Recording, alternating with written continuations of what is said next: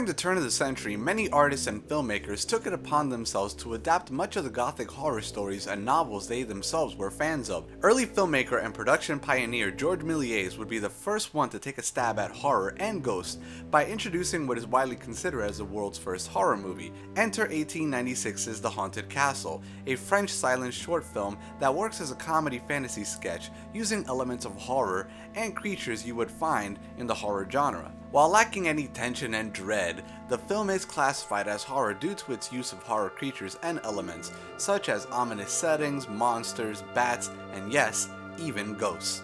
A few years later, we would continue to see the trend of old literary works being adapted into films, with 1908's A Christmas Carol. It's a standard story we've all grown up with and seen various times in various forms throughout the years, but with this time being its first attempt, as it is a silent film short that is condensed in time due to the technology's limitation.